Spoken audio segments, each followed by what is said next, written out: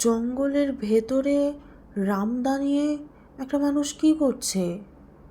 তারা কি সেই 5 জনের দলের কোনো ক্ষতি করে ফেলবে? আজকের পর্বে সেটাই জানা যাবে। চলুন শুরু করে দিই। মানুষটার মাথায় লম্বা চুল, মাথায় গামছা পেঁচিয়ে রেখেছে, চোখ লাল, গায়ের রং কুচকুচে কালো, পরনে ফতুয়া এবং খাটো করে পরা লুঙ্গি। মানুষটা গর্জন করে বলল, তোমরা কারা? এই জঙ্গলে কি করো তোমরা, হ্যাঁ? আমি নার্ভাস হয়ে কথা বলতে পারছিলাম না, করতে লাগলাম। রঞ্জুর অবস্থা আমার থেকে একটু ভালো। সে বলল, ঘোস্ট। সে ঘোস্ট পর্যন্তই বলতে পারলো, তারপর থেমে গেল।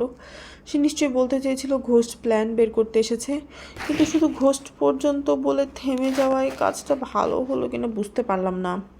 লোকটা যদি ঘোস্ট শব্দটার মানে জানে তাহলে বিপদ আছে। সে মনে করতেই পারে আমরা তাকেই ঘোস্ট বলেছি। তখন কুসুম আমাদের লক্ষ্য করলো।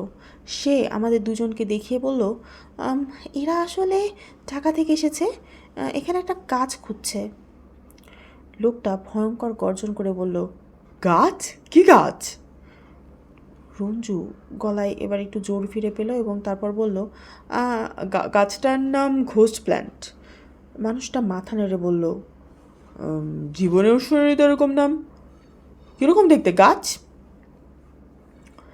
আমরা এতক্ষণে একটু সাহস ফিরে পেলাম। মানুষটা যদি গাছ নিয়ে আলোচনা করতে পারে তাহলে এক্ষুনি হয়তো তার কোপ দিয়ে গলা কেটে ফেলার সম্ভাবনাটা কম আর কি। রঞ্জু একটু উৎসাহ নিয়ে বলতে থাকে, গাছটা আসলে সাদা, ক্লোরোফিল নাই তো সেই জন্য সাদা। মানুষটা মাথা নেড়ে আবার গর্জন করে বলল, আরে গাছ কখনো সাদা হয় না রে। আমার মনে হলো কাজটা সাদা হয়ে অনেক বড় অন্যায় করে ফেলেছে।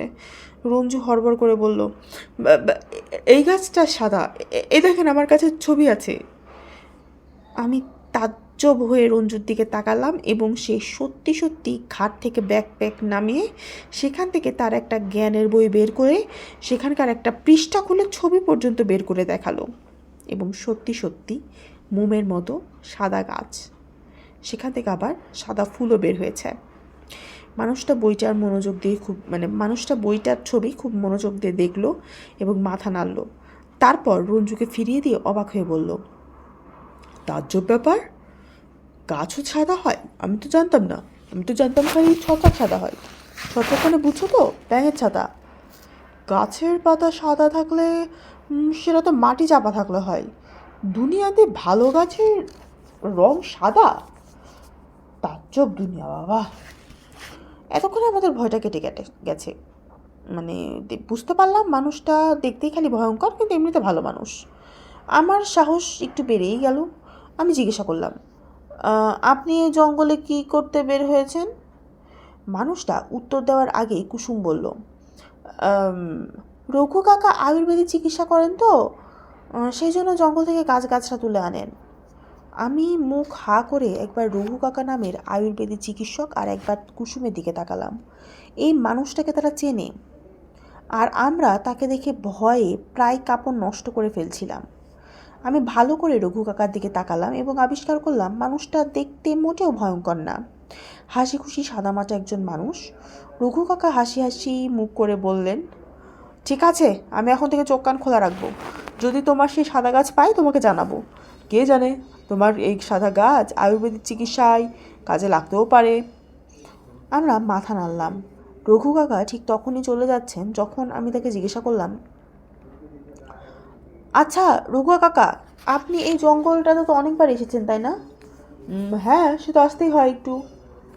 আচ্ছা, আপনি এই জঙ্গলে কোনো পুরানা মন্দির দেখেছেন? পুরানা মন্দির, অনেক পুরানা।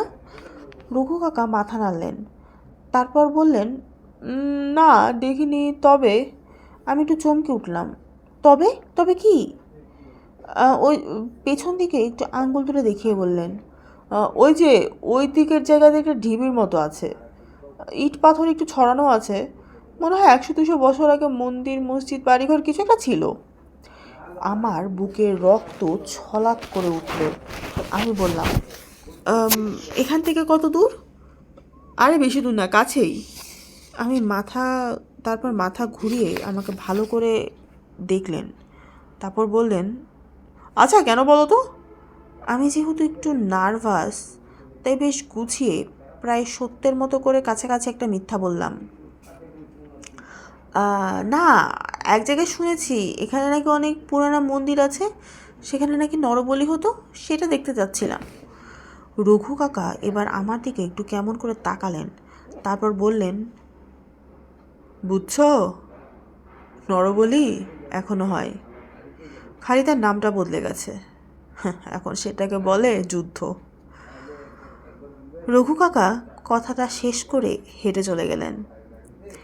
আমরা রঘু কাকার দেখে দেওয়া পথের দিকে হেঁটে হেঁটে কিছুক্ষণের মাঝেই জায়গাটা পেয়ে গেলাম। সত্যি উঁচু ঢিবির মতো জায়গা, গাছগাছালিতে ঢেকে আছে। তারপরেও বোঝা যায় এখানে একটা মন্দির ছিল। সরু ইটের গাঁথনি কোথাও কোথাও রয়ে গেছে, চারপাশে ইট পাথর ছড়ানো। ভালো করে লক্ষ্য করলে মন্দিরের চত্বরটা দেখা যায়।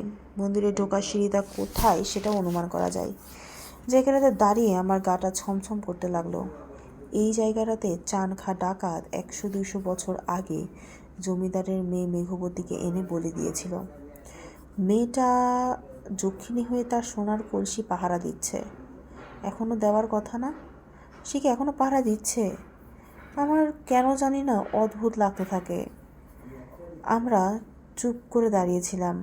প্রথম কথাটা কাউসার বলল, আমরা আমরা গুপ্তধনের টাকা দিয়ে আমি প্রথমে একটা স্মার্টফোন কিনবো। বদরুল কি বুঝলো কে জানে, সে বলল, আমিও কিনবো। যখন আবিষ্কার করলাম আমাদের গোপন তথ্য আরও মানুষের কাছে আছে এবং তারা রীতিমতো ভয়ঙ্কর।